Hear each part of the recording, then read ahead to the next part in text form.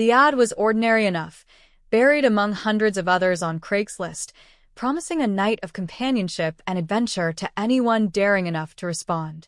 The man behind it typed with care, each word chosen not for what it revealed, but for what it concealed. He wanted the tone playful, the lure simple. He had been doing this for some time, each encounter bringing him closer to perfecting the trap, yet nothing in his past could prepare him for the vengeance that burned in his veins this time. This wasn't merely about the thrill of control or the satisfaction of watching fear flicker in another's eyes. It was personal. She had betrayed him once, years ago, when he was nothing more than a gullible fool desperate for affection. He had trusted her words, trusted her touch, only to learn she had been stringing him along while seeing someone else. It wasn't the cheating that destroyed him. It was the humiliation, the way she laughed in his face when he confronted her, calling him pathetic, calling him weak. That wound never healed. And when fate delivered her back into his life through a simple online post, he knew it was no accident. Revenge had finally knocked on his door.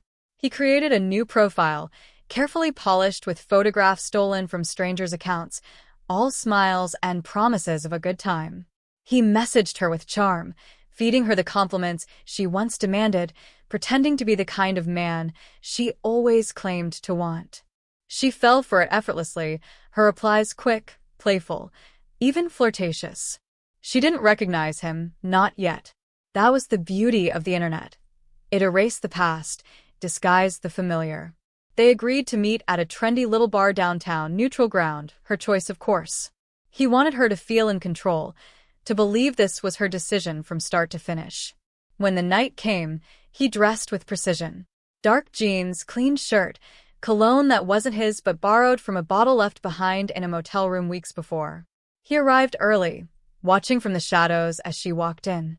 Time had not been cruel to her. She looked older, yes, but still carried herself with that same confidence that once crushed him.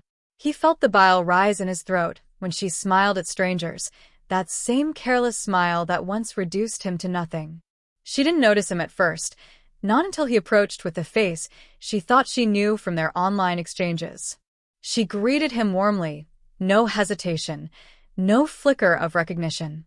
The first hour was all small talk, laughter, glasses clinking, the surface-level dance of two people pretending to discover each other. He listened to her lies with an almost morbid fascination, how she spun her life into a tale of hardship and strength, conveniently painting herself as a survivor. He wondered if she ever thought about him, about what she did. But as the minutes turned into hours, he saw no guilt in her eyes, no memory. To her, he had been erased. That hurt more than the betrayal itself. When he suggested leaving the crowded bar for someplace quieter, she agreed without hesitation. He led her to his car parked 2 blocks away. She didn't even flinch at the distance, nor did she question when he took a route unfamiliar. She was too busy scrolling her phone, laughing at some message that had nothing to do with him. It was almost insulting how easily she trusted a stranger. Or maybe she didn't care. Maybe she thought herself untouchable. The cabin was waiting, hidden in the woods, a place he had used before but never for something this personal. By the time she realized they weren't headed to any restaurant or lounge, it was too late. Her voice changed first, lightness replaced with unease, then with fear as she asked where they were going. He didn't answer. The silence was enough. When he finally stopped the car, the night was so thick it swallowed sound. He dragged her inside despite her screams, despite the nails clawing at his arms. She begged, at first with anger, then with promises, then with tears. It was only when he lit the single bulb overhead that her eyes widened in recognition. She finally saw him, not the man from the photos, but the shadow of someone she once knew. The name caught in her throat, and the terror that followed was the sweetest revenge he could have imagined. He didn't kill her quickly. That would have been mercy. Instead, he forced her to relive every word she had once spat at him, every insult, every laugh. He repeated them back to her, letting her taste the cruelty she had once wielded so easily. Hours bled into each other, her voice hoarse from pleading, his steady and cold. In the end, when the rage finally gave way to exhaustion, He ended it with precision, the knife slipping between her ribs in silence.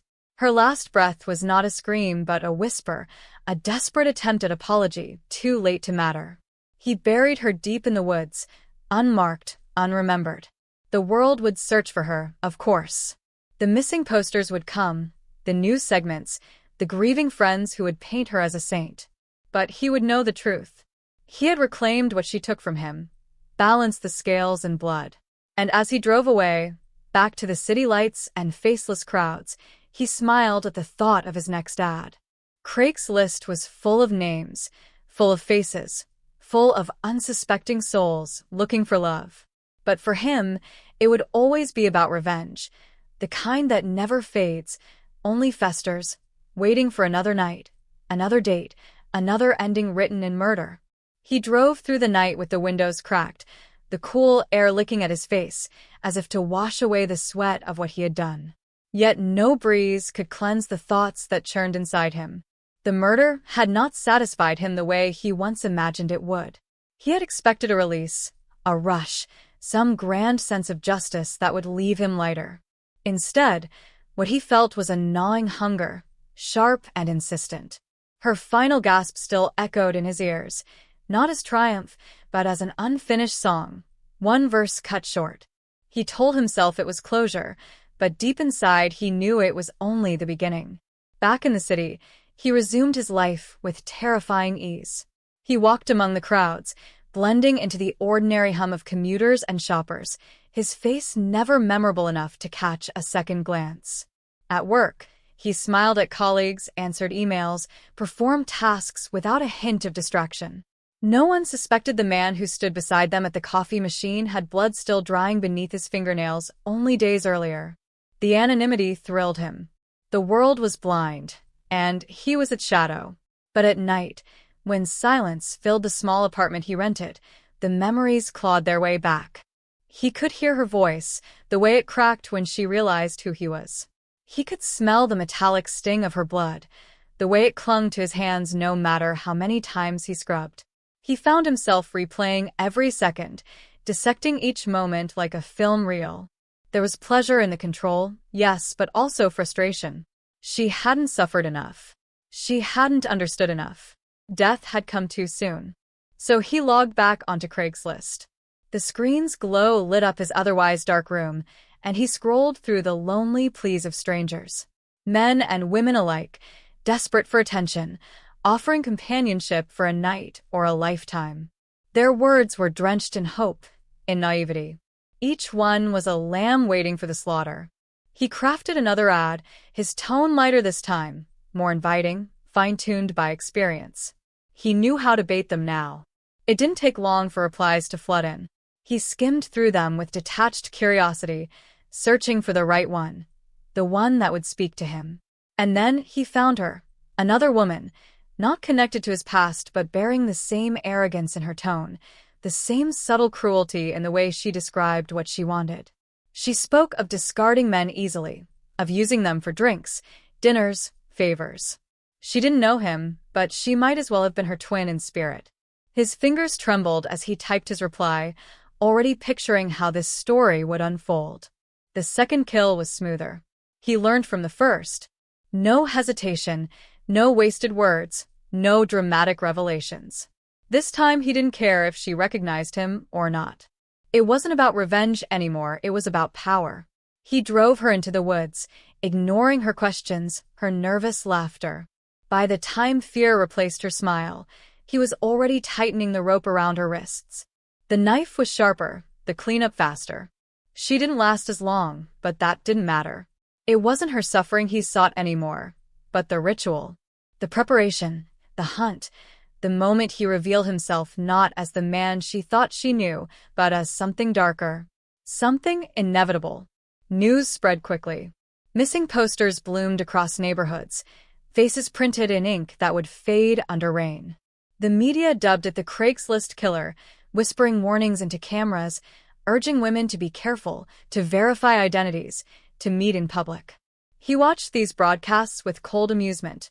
They spoke of him as though he were a phantom, a rumor, a cautionary tale. None of them guessed how close he stood, how ordinary he appeared.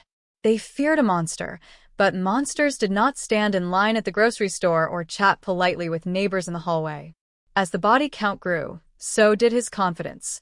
He started keeping souvenirs, earrings, scraps of fabric, a lock of hair sealed in a glass jar. Each piece was a trophy, a reminder that he was no longer the man she had once laughed at. He was no longer weak. He was creator and destroyer, the author of endings written in blood. He arranged the items carefully in a locked box beneath his bed, opening it when loneliness threatened to drown him, reminding himself of the lives he had controlled, extinguished. But even as his collection grew, so too did the danger. Patterns emerged. Detectives traced the posts, pieced together fragments of usernames, burner emails, meeting places. They began to circle closer, though he remained always one step ahead, changing phones, wiping accounts, abandoning cars. Still, the thrill began to shift, twisted by paranoia. Every knock at the door made his pulse race. Every unfamiliar glance in the street felt like suspicion. He dreamed of flashing lights, of sirens wailing, of being dragged into the open for all to see. And yet he could not stop. The hunger was stronger than fear, stronger than logic. He knew it would end badly. All killers carried that knowledge deep inside them. It wasn't a matter of if, but when. But until that moment came, until the world finally caught up to him, he would keep hunting, keep posting, keep luring them in with promises of connection, intimacy, and love. Because for him, Craigslist wasn't just a website anymore. It was his hunting ground, his confessional, his altar. And every date he arranged was not a meeting, it was a funeral waiting to be written.